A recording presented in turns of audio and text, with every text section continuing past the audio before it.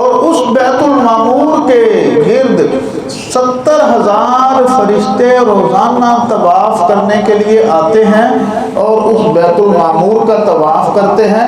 اور حدیث پاک میں آتا ہے کہ جو ایک مرتبہ طواف کر چکے پھر قیامت تک ان فرشتوں کی باری نہیں آتی. فرشتوں کی اتنی تعداد ہے.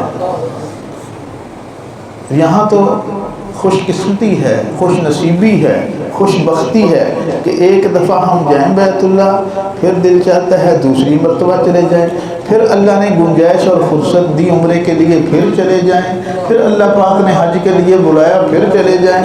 اللہ گنجائش دیتا رہے، فرصت دیتا رہے، تندرستی دیتا رہے، انسان وہاں جاتا رہے. کوئی روک ٹوک نہیں ہے، کوئی پابندی نہیں ہے، انسان کے اپنے اختیار میں ہے. لیکن اس سے آپ فرشتوں کی تعداد کا اندازہ لگائیں کہ فرشتے اللہ کے جو ہیں وہ کتنی تعداد میں ہیں کہ ایک دفعہ جو 70,000 آ گئے قیامت تک دوسری مرتبہ ان کو موقع نہیں ملے. یہ موقع مجھے اور آپ کو میسر ہے. اور پھر فرشتوں کے متعلق عجیب و غریب روایات ہیں، حکایات ہیں. جس طرح ہمارے نام ہوتے ہیں، ہم میں سے ہر ایک کا اپنا نام ہے، فرشتوں کے بھی نام بھی ہوتے ہیں.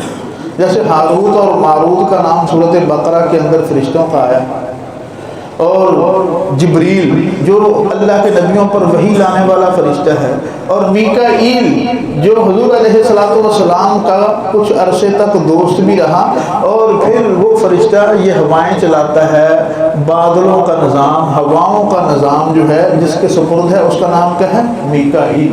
اور ایک فرشتہ ہے عزرائیل جو ہماری انسانوں کی تمام زندوں کی روحوں کو قبض کرتا ہے، موت دیتا ہے، زندگی ختم کر دیتا ہے اللہ کے حکم سے. اس کا نام کیا ہے؟ عزرائیل. پھر اس کے ماتحت بڑے فرشتے ہیں، اور ایک فرشتہ ہے اسرافیل جس کے ہاتھ میں سور ہے، وہ لے کر یوں کھڑا ہے اور اس انتظار میں ہے کہ اللہ جب حکم دیں گے میں اس کو بجاؤں گا، اور اس کے بجتے ہی یہ کائنات کا نظام دھرم بھرم ہو جائے گا، اور یہ اسی وقت ہوگا کہ جو پہاڑ ہیں روئی کے گالوں کی طرح اڑیں گے، زمین پر زلزلہ طاری ہو جائے گا، قیامت برپا ہو جائے گی. یہ کام کس کے ذمہ ہے؟ اسرافیل کے ذمہ. ایک ہے کتنی بڑی جنت ہے، اور جنت کے اندر پتہ نہیں ان گنت لاکھوں کروڑوں میں فرشتے ہوں گے. ان تمام فرشتوں کا جو ایڈمنسٹریٹر ہے، نگران ہے، ناظم ہے، اس کا نام ہے رضوان. وہ فرشتے کا نام جو جنت کا راہبر ہے، جو جنت کا نگران ہے، رضوان. میرے شکوے کو سمجھا تو رضوان سمجھا، مجھے جنت سے نکالا ہوا انسان سمجھا، اقبال نے کہا تھا. اور اسی طرح دوزخ کے اندر عذاب دینے کے لیے بے شمار فرشتوں کا تقرر ہے، اور ان فرشتوں کے اوپر بھی ایک نگران ہے. اس فرشتے کا نام ہے مالک، جو تمام جہنم کے کام جس کے ذمے ہیں عذاب دینے کے، اس کا نام ہے مالک. اور اسی طرح آپ کو پتہ ہے کہ قبر میں جاتے ہیں ان فرشتوں کا نام بھی آپ نے سنا ہے، منکر نکیر. دو فرشتے آتے ہیں، ایک کا نام منکر ہے، ایک کا نام کیا ہے؟ نکیر ہے. اور علامہ جلال الدین سیوطی رحمۃ اللہ علیہ نے اپنی کتاب کنز المدفون فی الفلک المشحون، اس کے شروع میں ہی، اس کتاب کے شروع میں ہی ایک حدیث نقل کی ہے علامہ جلال الدین سیوطی رحمۃ اللہ علیہ نے. وہ حدیث کیا ہے کہ اللہ کا ایک اتنا بڑا فرشتہ ہے کہ اس کا جو سر ہے وہ عرش کے نیچے ہے، اور اس کا ایک بازو جو ہے وہ مشرق میں ہے، اور اس کا دوسرا بازو جو ہے وہ مغرب میں ہے، اور اس کے جو قدم ہیں وہ 7 زمینوں کے نیچے تک ہے. اتنا بڑا فرشتہ، ایک بازو مشرق میں، ایک مغرب میں، سر عرش کے نیچے اور پاؤں 7 زمینوں کے نیچے، اور اس کے جو پر ہیں اور پروں کے اندر جو ریشے ہیں ان کی تعداد تمام مخلوقات کے برابر ہے. جتنی بھی مخلوقات ہیں جو پروں کے ریشے ہیں ان کے برابر اس فریشوں کی تعداد ہے مخلوقات کے برابر. اور جب بھی کوئی جناب محمد رسول اللہ صلی اللہ علیہ وسلم پر درود و سلام پڑھتا ہے، اور اس درود و سلام کی کیا ہی برکت جو بارگاہ رسالت میں درجہ قبولیت حاصل کر جائے، جو اخلاص کے ساتھ، محبت کے ساتھ، پیار کے ساتھ اور پوری توجہ کے ساتھ پڑھا جائے. بے دھیانی اور بے توجہی کے اندر ہم کسی کو سلام کریں تو اس کو بھی پتہ چل جاتا ہے کہ اس نے ٹھیک طریقے سے سلام نہیں کیا، ٹھیک طریقے سے توجہ سے سلام نہیں کیا. دوسرے کو، انسان کو پتہ چل جاتا ہے. ہم سب کا ایمان ہے کہ آمنہ کا لال اپنی قبر میں زندہ و حیات ہے، اور جب بھی کوئی پیغمبر علیہ الصلوۃ والسلام پر درود و سلام پڑھتا ہے، اگر وہاں پڑھے تو آپ خود سنتے ہیں، اگر یہاں پڑھے تو فرشتوں کی ذمہ داری ہے کہ وہ ہمارا درود و سلام وہاں تک پہنچاتے ہیں، اور نام لے کر اور اس کے والد کا نام لے کر پہنچاتے ہیں کہ آپ کے فلاں امتی فلاں ابن فلاں نے آپ پر درود و سلام بھیجا ہے. اور وہ خوش نصیب کہ جس نے درود پڑھا اس کا بھی نام پہنچ گیا، اس کے باپ کا نام بھی پہنچ گیا، اور حضور علیہ الصلوۃ والسلام پھر اس درود و سلام کا جواب بھی دیتے ہیں. اللہ تعالیٰ رحمتیں بھی بھیجتے ہیں، اللہ گناہ بھی معاف کرتے ہیں، اللہ تعالیٰ درجات بھی بلند کرتے ہیں. یہ چیز تو اپنی جگہ کہ اللہ تعالیٰ کی طرف سے انعام آتا ہے، درجات بلند ہوتے ہیں، گناہ معاف ہوتے ہیں، نیکیوں میں اضافہ ہوتا ہے. لیکن وہ کیا خوش نصیبی کہ ہمارے سلام کا جواب آمنہ کا لال بھی دے رہا ہے. وہ سلام کا جواب دیتے ہیں. فرمایا کہ جو آدمی محبت کے ساتھ اور توجہ کے ساتھ جناب نبی اکرم صلی اللہ علیہ وسلم پر درود پڑھتا ہے، وہ اتنا بڑا فرشتہ، اس کو حکم ہوتا ہے کہ عرش کے نیچے جو نور کا سمندر ہے وہ اس میں غوطہ لگائے. وہ اس کے اندر غوطہ لگاتا ہے، پھر غوطہ لگا کر نکلتا ہے، اور نکلنے کے بعد وہ اپنے پروں کو جھاڑتا ہے، اور اس پروں کو جھاڑنے کی وجہ سے اس کے پروں سے جو نور کے پانی کے قطرات گرتے اور جھڑتے ہیں، اتنی ہی تعداد میں اللہ پاک فرشتوں کو پیدا فرماتا ہے، اور ہر فرشتے کو قیامت تک زندہ رکھتا ہے کہ اس درود پڑھنے والے کے لیے وہ استغفار کرتا رہے. یہ کنز المدفون کے شروع میں ہی یہ حدیث نقل کی. تو یہ اتنا بڑا فرشتہ، فرشتوں کی بات ہو رہی تھی، وہاں بیت المعمور اور وہاں اس سے آگے اوپر والا مقام سدرۃ المنتہا، نام بھی منتہا، جہاں انتہا ہو گئی.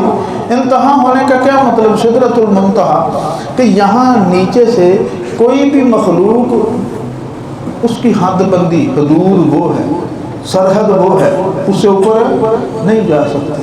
نہ کوئی انسان جا سکتا ہے، نہ کوئی فرشتہ جا سکتا ہے، کوئی بھی نہیں جا سکتا. جبریل بھی نہیں جا سکتے، میکائیل نہیں جا سکتے، کوئی بھی نہیں جا سکتا، نہ کوئی فرشتہ جا سکتا. نہ وہ ہے سدرۃ المنتہا، وہ نیچے سے اوپر جانے والوں کا بارڈر، سرحد، آخری مقام، اس سے اوپر کچھ نہیں. اور جو اوپر والے ہیں ان کا بھی وہی بارڈر ہے، وہی سرحد ہے، وہ اس سے نیچے نہیں آ سکتے. اوپر والے جو فرشتے ہیں، جو حاملین عرش ہیں، جنہوں نے عرش باری تعالیٰ اٹھایا ہوا ہے، جو اوپر والے فرشتے ہیں وہ نیچے نہیں آ سکتے، اور نیچے والے اوپر نہیں جا سکتے. جناب محمد رسول اللہ صلی اللہ علیہ وسلم جب اس مقام تک پہنچے تو پھر جبریل نے کہا یا رسول اللہ آگے آپ کی منزلیں ہیں، میں یہاں تک. جبریل تو تو میرا دوست ہے، تو تو آگے چلے گا. فرمایا کہ اس کے آگے میں نے ایک قدم بھی اٹھایا تو میں جل جاؤں گا. اور پھر وہاں ایک سواری آتی ہے جس کا نام رف ہے. وہ اللہ تعالیٰ نے اپنی شان کے مطابق وہ سواری حضور علیہ الصلوۃ والسلام کی طرف وہ بھیجی. وہ ایک تخت کی طرح حضور علیہ الصلوۃ والسلام اس پر سوار ہوئے بیٹھے، اور وہ تخت اڑنا شروع ہوا. اور پھر آگے کی منزلیں وہ نورانی حجاب اٹھتے چلے گئے، اور حضور علیہ الصلوۃ والسلام اوپر کی منزلیں طے کرتے چلے گئے. وہ تجلیات الہی کا مشاہدہ کرتے چلے گئے. موسیٰ نے کیا کہا؟ ربی ارینی، اے رب تو مجھے اپنا آپ دکھا. قال لن ترانی، اے موسیٰ تو مجھے نہیں دیکھ سکتا. موسیٰ کی خواہش کہ اپنا آپ تو دکھا. اللہ فرماتے ہیں لن ترانی، تو نہیں دیکھ سکتا. فلما تجلی ربہ للجبل، جب اللہ پاک نے اپنی تجلی جبل پر، پہاڑ پر ڈالی، وہ تجلی تھی کتنی، اس کی مقدار کیا تھی؟ حدیث میں آتا ہے کہ سوئی کے اندر جس میں ہم دھاگا ڈالتے ہیں وہ سوراخ نہیں ہوتا، نکا، سوئی کا نکا، وہ تجلی سوئی کے نکے کے برابر تھی. اور وہ طور پہاڑ پر اللہ پاک نے ڈالی. طور پہاڑ جل گیا. موسیٰ علیہ السلام دیکھ کر بے ہوش ہو کر گر پڑے. اور یہاں وہ سارے کے سارے جو ہیں مشاہدات و انوارات و تجلیات وہ دکھائی دے رہے ہیں، اور حضور علیہ السلام اوپر چلے جا رہے ہیں. ثم دنا فتدلی فکان قاب قوسین او ادنی فاوحی الی عبدہ ما اوحی ما کذب الفؤاد ما رأى افتمارونہ علی ما یری. سورۃ نجم کے اندر اللہ پاک نے یہ باتیں بیان فرمائی ہیں کہ اتنا اوپر، بلکہ جب وہ تخت چل رہا ہے ادھر سے آواز بھی ایک آ رہی، اوذنوا منی، میرے اور قریب ہو جا. اور حدیث میں آتا ہے کہ وہ جو آواز تھی وہ حضرت ابو بکر صدیق کی آواز جیسی تھی. اب جبریل کی آواز کو بھی اللہ کا نبی پہچانتا ہے، جتنے بھی ملنے والے ہیں ان کی آواز کو بھی اللہ کا نبی پہچانتا ہے، سب کی آوازوں کو، جو ملنے والے ہیں سب کی آوازوں کو پہچانتا ہے. لیکن اوپر کی منزلیں جب طے ہو رہی ہیں، جہاں تک نہ کوئی مخلوق جا سکتی ہے نہ کسی مخلوق کی آواز جا سکتی ہے، وہاں بھی جو کانوں میں آواز پڑ رہی ہے کہ تو میرے قریب ہو جا اور قریب ہو جا، وہ جناب سیدنا ابو بکر صدیق رضی اللہ تعالیٰ عنہ. اور پھر جب معراج سے نیچے آتے ہیں، واپس آتے ہیں، لوگوں نے اعتراضات کیے. جب حضور علیہ السلام نے یہ قصہ معراج سنایا تو سب سے پہلے تصدیق کس نے کی؟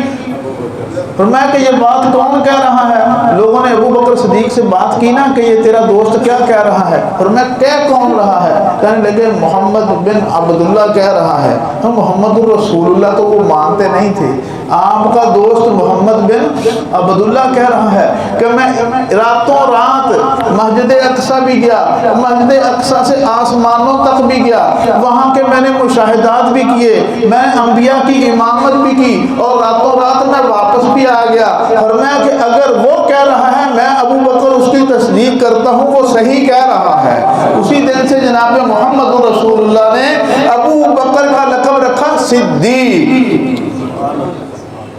ابو بکر کا لقب جو رکھا گیا صدیق، وہ واقع معراج کی تصدیق کی وجہ سے. ایک تو کہ ہر معاملے کے اندر سچائی، صدیق کا معنی کیا ہوتا ہے؟ بہت سچا، اتنا سچا کہ صداقت کی انتہا، کسی لمحے، کسی آن، کسی مرحلے پر کوئی جھوٹ نہیں. تو وہاں بھی آواز کیا ہے؟ وہاں جب پہنچتے ہیں اوپر اور قرب کی منزلیں، ثم دنا فتدلی فکان قاب قوسین او ادنی، جتنا دو کمانوں کے درمیان فاصلہ ہے، اتنی قربت. کیا لے کر آئے ہو؟ التحیات للہ والصلوات والطیبات. یہ تحفہ جناب محمد رسول اللہ نے بارگاہ الہی میں پیش کیا. التحیات للہ والصلوات والطیبات. التحیات میری زبانی عبادتیں، میری تسبیحات، میرے ذکر و اذکار، میری تلاوت، میری دعائیں، میری التجائیں، میری زبان سے نکلا ہوا ہر لفظ، ہر شکر، ہر قول، ہر عبادت وہ تیرے لیے. والصلوات میری بدنی عبادتیں، جتنی بھی بدن سے اعمال ہوتے ہیں ان کا بھی سزاوار اور مستحق اور لائق تو ہی ہے، تیرے علاوہ کوئی نہیں ہے. والطیبات اور میری مالی عبادتیں، میرا صدقہ ہو، میری خیرات ہو، میرا کسی کے ساتھ مدد کرنا ہو، میرا کسی کے ساتھ تعاون کرنا ہو، میرا کسی کے کام آنا ہو، اپنا مال جہاں بھی خرچ کروں وہ اس کا سزاوار، اس کا لائق بھی تو ہی ہے۔ میری زبانی عبادتیں، میری جسمانی عبادتیں اور میری مالی عبادتیں ساری کی ساری کیا ہیں؟ تیرے لیے۔ تین تحفے عطا کر دیے بارگاہ الہی، تین چیزیں۔ اور پھر کیا ہے؟ آگے سے بھی تین ہی آتے ہیں۔ کیا؟ السلام علیکہ ایھا النبی، پہلی بات کیا؟ السلام علیکہ ایھا النبی، اے نبی تجھ پر سلامتی ہو، تم پر سلام ہو، ورحمت اللہ، تجھ پر اللہ کی رحمت ہو، وبرکاتہ، تیرے اوپر برکات ہو۔ السلام علیکہ ایھا النبی ورحمت اللہ وبرکاتہ، تجھ پر سلامتی ہو، تجھ پر رحمت ہو، تجھ پر برکات ہو۔ تین کا بدلہ کیا آ گیا؟ تین۔ اللہ کی بارگاہ سے بھی کتنے تحفے آ گئے؟ تین۔ تجھ پر سلامتی ہو، تجھ پر رحمت ہو، تجھ پر برکت ہو۔ جب یہ تحفہ آ گیا، اور حضور کا دل دیکھیں کتنا بڑا ہے، تحفہ کہاں سے ملا؟ رب کی ذات سے۔ اور جو خصوصی تحفہ ہوتا ہے اس کو تو آدمی جلدی دکھاتا بھی نہیں ہے، چھپاتا ہے، بہت دیر تک چھپاتا ہے۔ وہاں کھڑے کھڑے ہی اس تحفے کو تقسیم بھی کر دیا۔ کھڑے کہاں ہیں؟ پہنچے کہاں ہوئے ہیں؟ مقام کون سا ہے؟ اور اللہ کے حضور سے جو تحفے ملے ہیں وہاں اسی جگہ پر کھڑے کھڑے تقسیم بھی کر دیا۔ یہ نہیں کہ یہیں رکھ لیا، نیچے جا کر بتاؤں گا۔ فرمایا السلام علینا وعلی عباد اللہ الصالحین۔ اے اللہ تو نے تو مجھ پر سلام بھیجا ہے، رحمت بھیجی ہے، برکت بھیجی ہے، میں اس کے اندر اپنی امت کو، امت کے نیکوکاروں کو بھی شامل کرتا ہوں۔ السلام علینا وعلی عباد اللہ الصالحین۔ یہ ہے وہ معراج کے موقع پر ہونے والا کلام۔ اور پھر اللہ پاک نے تحفہ دیا نمازوں کا، اللہ پاک نے تحفہ دیا۔ سورۃ بقرہ کی آخری جو آیات ہیں، آمن الرسول بما انزل الیہ من ربہ والمؤمنون، یہ تحفہ بھی وہیں سے ملا ہے، تو قرآنی آیات، لیکن یہ جب وہاں حضور معراج پر پہنچے۔ باقی جتنی عبادات ہیں، روزہ ہو، حج ہو، زکوٰۃ ہو، حکم نیچے جبریل لے کر آیا، لیکن نماز کی فرضیت والا معاملہ جب حضور اوپر گئے تھے وہاں سے ملا تھا۔ باقی ساری آیات یہاں آئیں اور آمن الرسول آپ وہاں سے لے کر آئے۔ اور ایک شفاعت کبریٰ کا کہ جب قیامت کے دن نفسا نفسی کا عالم ہوگا، ہر ایک کو اپنی پڑی ہوئی ہوگی، لوگ اپنے اپنے نبیوں اور پیغمبروں کے پاس جائیں گے، رسولوں کے پاس جا کر عرضی پیش کریں گے، لیکن اس وقت کوئی نبی اور رسول اس پوزیشن میں نہیں ہوگا کہ بارگاہ الہی میں سفارش کر سکے، عرضی پیش کر سکے، بات کر سکے کہ حساب و کتاب شروع کیا جائے۔ تو اس مرحلے پر بھی شفاعت کبریٰ کا حق آپ کو حاصل ہوگا۔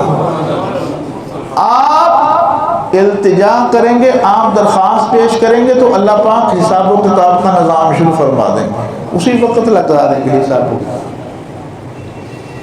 یہ دعا کیا کریں کہ اللہ ہم سب کو بغیر حساب کتاب کے داخل کرے۔ اللہم حاسبنی حسابا یسیرا، اے اللہ ہمارا حساب کرنا آسان حساب، جیسے قرآن میں بھی ہے فسوف یحاسب حسابا یسیرا۔ بہت سارے ایسے ہوں گے کہ جن کا حساب آسان ہوگا۔ آسان حساب کا حساب تو حساب ہوتا ہے، آسان اور مشکل کا وقت مطلب کیا ہے کہ حساب آسان ہو یا حساب مشکل ہو۔ تو اس مرحلے پر میں یہ کہا کرتا ہوں کہ کچھ لوگ ہوں گے تیرا نام کیا ہے، وہ بولے گا جی میرا نام فلاں ہے۔ تیرے باپ کا نام کیا ہے؟ قیامت کے دن یہ کچھ لوگوں کے اندر یہ بھی مغالطہ ہے کہ ماں کے نام سے پکارا جائے گا۔ اس پر تفصیل سے تو بعد میں بات ہوگی، لیکن یہ یاد رکھنا ہے کہ دنیا میں بھی نسب اور نسبت کس کی طرف ہے؟ باپ کی طرف، اور روز محشر بھی نسبت اور نسب کس کی طرف ہوگا؟ باپ کی طرف، باپ کے نام سے ہی پکارا جائے گا اس روز بھی۔ اور کیا ہوگا کہ یہ حساب کتاب شروع جو آسان ہے یا مشکل ہے، تیرا نام کیا ہے، تیرے باپ کا نام کیا ہے، وہ کہے گا یہ اتنا ہی حساب، جا چھوڑ۔ یہ ہے آسان حساب۔ کیا ہے؟ آسان حساب۔ ایک تو ہے نا بغیر حساب، پڑھے ہے نا، بغیری حساب، ان سے تو نام پتہ بھی نہیں پوچھا جائے گا، بس چلے جاؤ۔ جو آسان حساب ہے اس کا مطلب ہے تیرا نام، تیرے باپ کا نام۔ اللہ کو تو پتا تھا نا، 3-4 مرلے کے گھر میں مکان میں رہتا تھا، 5-6 بچے تھے، دوائیوں کے پیسے نہیں تھے، سکول میں دینے کے لیے فیس نہیں تھی، علاج کروانے کے لیے پیسے نہیں تھے، اخراجات بڑی مشکل سے پورے ہوتے تھے، جو کرایہ دار تھا مکان کا کرایہ دینے کے لیے تنگ تھا، ساری زندگی تو مشکلات میں گھرا رہا، کبھی فلاں کبھی فلاں، کبھی وہ ضرورت، کبھی وہ مسئلہ، کبھی مسائل کے اندر ہی الجھا رہا، الجھتے میرے پاس آ گیا تو حساب۔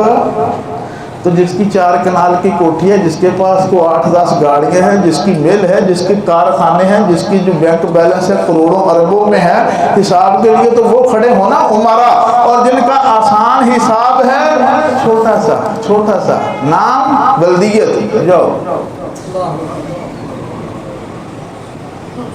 اور پھر یہ تحفہ لے کر اللہ کا نبی جو ہے وہ واپس آتا ہے، واپس میں ملاقات ہوتی ہے۔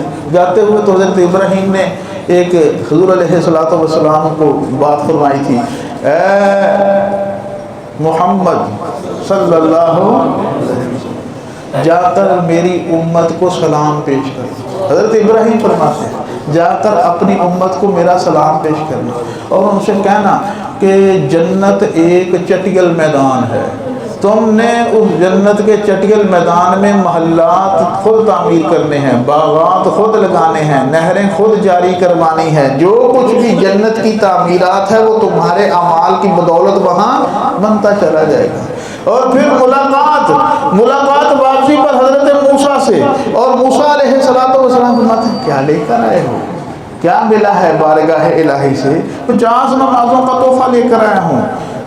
میری امت تو 2 نہیں پڑھتی تھی، آپ 50 لے آئیں، ذرا تخفیف تو کرا کے آئیں، کچھ کام کروا کے آئیں۔ اللہ کا نبی گیا ایک دفعہ، یہ 50 سے 5 کروانے کے اندر بخاری شریف کی روایت ہے نبی اکرم صلی اللہ علیہ وسلم کے 9 چکر لگے۔